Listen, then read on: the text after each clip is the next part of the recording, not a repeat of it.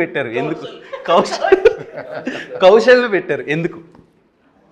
నన్ను అడుగుతున్నారా? నన్ను కాదు, గీతను. ఓలో కౌశల్ పెట్టారు ఎందుకు? ఓత్ తీసుకుంటాం కదా కౌశల్ దగ్గర, ఓత్ స్టార్ట్ అయ్యేది ఓతో కదా. అదే అంతేనా? ఇంకేమైనా మీనింగ్స్? దానిలో ఇంకేం లేదు, అంతే. ఒక్క వాళ్ళు డైరెక్ట్ నన్ను అడగల, ముగ్గురు అడిగారు. అంటే నార్మల్గా మా ఫ్రెండ్ సర్కిల్లో జీరోలో పెడితే సో వాడు టాప్ అయినా అయి ఉండాలి, లేదంటే దేనికి పనికిరానివాడైనా అయి ఉండాలని. సార్ అది జీరో కాదు సార్, అది హోల్. అది హోల్ మీకు ఎలాగా? సో సార్ ఒక్కొక్క మనిషి పర్సెప్షన్ ఒక్కొక్కలా ఉంటుంది సార్. సో మీకు ఓలా కనిపించింది, నాకు జీరోలా కనిపించింది. నాకు హోల్ లాగా కనపడుతుంది అది. హోల్ అంతే కదా. ఎందరో మహానుభావులు, అందరికి మీరు గురువు. డైరెక్టర్ గురించి నన్ను చెప్పమనలా, మీరు ఇందాక అడిగారు, మర్చిపోయారు. చెప్పండి సార్. డైరెక్టర్ గురించే కాదు, ఈ సినిమా తర్వాత వాళ్ళ పేర్లతో ఎవరు పిలవరు. ఇతను వర్జిన్ స్టార్ అంటారు, ఇప్పుడు న్యాచురల్ స్టారు, పిలిపిస్తారు, న్యాచురల్ స్టారు ఇట్లా అంటున్నారు కదా పెద్ద పెద్ద హీరోల్ని. ఈయన వర్జిన్ స్టార్ అంతే మారిపోద్ది, వర్జిన్ డైరెక్టర్. ఆ వర్జిన్ డైరెక్టర్కి అడ్వాన్స్ ఇద్దాం పట్టుకొని ముందు ఎంటాడతారు. ఇప్పుడు అది అంత ఇది పేరు దయానంద పట్టించుకోరు. ఇంకా చాలా ఇప్పుడు దిల్ రాజు గారి పేరు, ఆయన పేరు ఒరిజినల్గా ఏంటో నాకు తెలీదు. పేరు ఎట్లా మారిపోయింది సరే ఏదైనా కానీ. ఇప్పుడు ఏంటంటే ఆ వర్జిన్ డైరెక్టర్ అంటారు అంతే, బొమ్మరిల్లు భాస్కర్ అన్నట్టు. ఓకే నాకు చాలా ఎంతూజియాజంగా ఉంది సినిమా చూడటానికి. ఆపుకోలేకపోతున్నా ఆరాటంగా. దాసుకో, కొంచెం వెయిట్ చేయి. 11th ముహూర్తం పెట్టుకో. అంటే మీరు ఏం చూపిస్తున్నారు అనేది కొంచెం చాలా ఎక్సైటెడ్గా ఉన్నాను. చూపించేదంతా వీళ్ళే. ఏం చూపిస్తారు బ్రో? సినిమా వాళ్ళు ఒకవైపు. ఇది ఏ సర్టిఫైడ్ అన్నా? ప్యూర్ ఏ సార్. అసలు ప్యూర్ ఫ్యామిలీతో కలిసి చూడండి అన్నట్టు చెప్పారు సార్ మీరు. ప్యూర్ ఏ అంటే ఫ్యామిలీతో కలిసి చూడొచ్చు. ఫ్యామిలీస్ కావాలండి, ల్యాకింగ్ వాళ్ళు చూసి ఎంజాయ్ చేస్తారు. మన ఎంగేజ్లో ఇవన్నీ మిస్ అయ్యామే, అరే మనం కూడా ఇలా చేసామే అని కనెక్ట్ అయ్యి మళ్ళీ మెమరీస్, ఓల్డ్ ఆల్బమ్ చూస్తే ఫోటోలు ఎలా ఎంజాయ్ చేస్తారో అలా చూస్తారు మీరు మూవీని. Okay super sir. నాకు ఏదో కొంచెం వెరైటీగా అనిపిస్తుంది, తేడా కొడుతుంది బ్రెయిన్ మొత్తం. సో రకరకాల నానార్థాలు వినిపిస్తుంది. కోవిడ్ ఏం రాలేదు కదా? కోవిడ్ రాలేదు కదా? కోవిడ్ రాలేదు. ఆ టెస్టులన్నీ అయినాక ఇక్కడికి వచ్చారు. సో అది ఫ్రెండ్స్, 11th మన ముందుకి వర్జిన్ బాయ్స్ వస్తుంది. సో మీకు టీజర్, ట్రైలర్, సాంగ్స్ అండ్ వాళ్ళు ఇచ్చిన ఆఫర్స్ నచ్చినట్టయితే బుక్ మై షోలో బుక్ చేసుకోండి, వాళ్ళకి బ్రేక్ ఇవ్వండి. లేడీస్ అండ్ జెంటిల్మెన్, కాంపిటేటివ్ ఎగ్జామ్లో మనం రాసే క్వశ్చన్స్కి ఆన్సర్లు మల్టిపుల్ చాయిస్. మనతో పాటు ఉన్నారు టీమ్ వర్జిన్ బాయ్స్. ఎంట్రీ ఎదిరింది.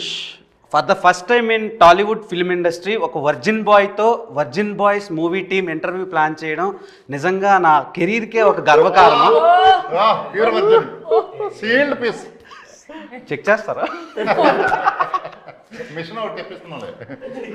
నిజంగా చెక్ చేసేది పెట్టారు సార్ నాకు. పిఆర్ 70 మంది యాంకర్ స్క్రీనింగ్ చేస్తే నన్ను సెలెక్ట్ చేశారు. నేను మీ batch. Okay, and coming to ఇంకా అయిపోయింది, ఇంకా అబద్ధాలు వద్దులే ప్లీజ్, నిజాలు మాడుకుందాం అన్నా. నిజాలు మాడుకుందాం. నిజమే చెప్తున్నాను. నేనే నా జీవితంలో అబద్ధాలు ఆడలేదు. కరెక్ట్. సో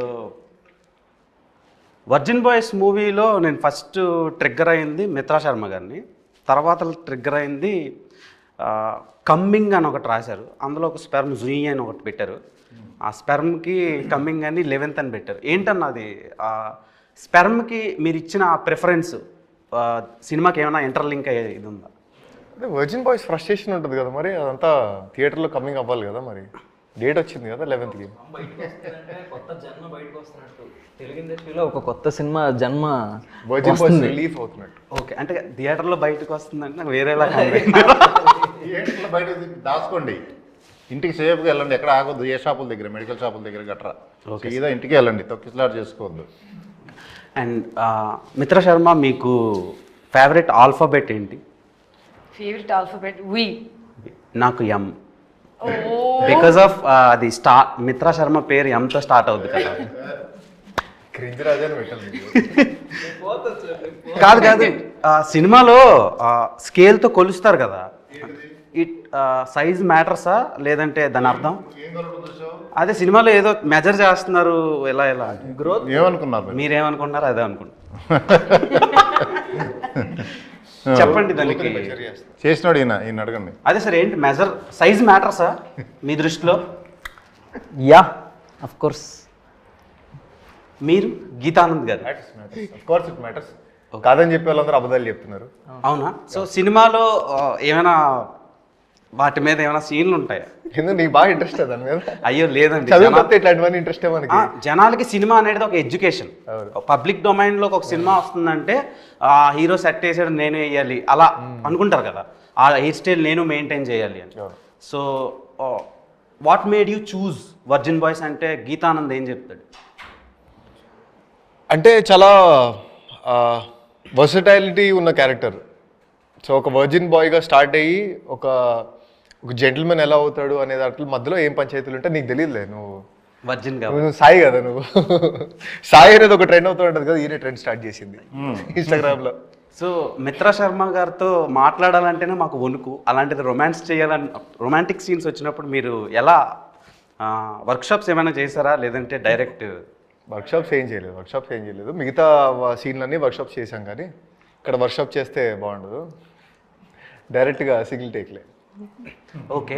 అండ్ శ్రీహాన్ గారు, బిగ్ బాస్ తర్వాతలా అప్పటి వరకు ఒక ఇది ఉండేది ఆడియన్స్కి మీ మీద, బిగ్ బాస్ అయినాక ఇంకా మంచి పేరు వచ్చింది పబ్లిక్ డొమైన్లో మన తెలుగు ఆడియన్స్కి.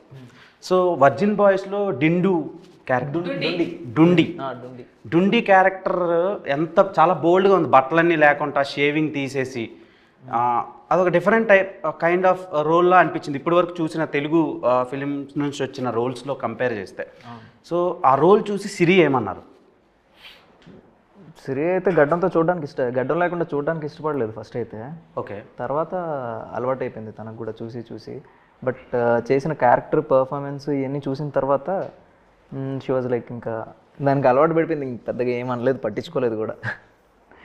ఆబ్వియస్గా గడ్డం లేకుండా అయితే ఎవరికి నచ్చదు, చూసి అలవాటు అయిపోద్ది. కాబట్టి ముందు నుంచి నేను గడ్డం లేకుండానే ఉండుంటే చూడడానికి ఇబ్బందిగా ఉండేది కాదేమో, గడ్డంతో చూసి తర్వాత అలా చూసరికి ఇబ్బంది పడింది. బట్ ఆ క్యారెక్టర్కి అలా ఉండడమే కరెక్ట్.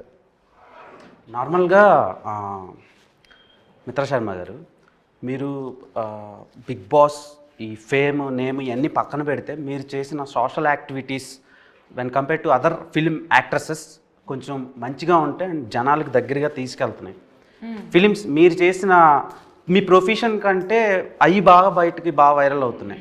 అండ్ ఈ ఫిలిం దాంట్లో కూడా మీరు చాలా ఇవి చేశారు సర్వీస్ ఇది సంబంధించి. సో దానికి ఎవరు మీకు ఇన్స్పిరేషన్? అండ్ మీకు చాలా కుక్క పిల్లలు ఉన్నాయి.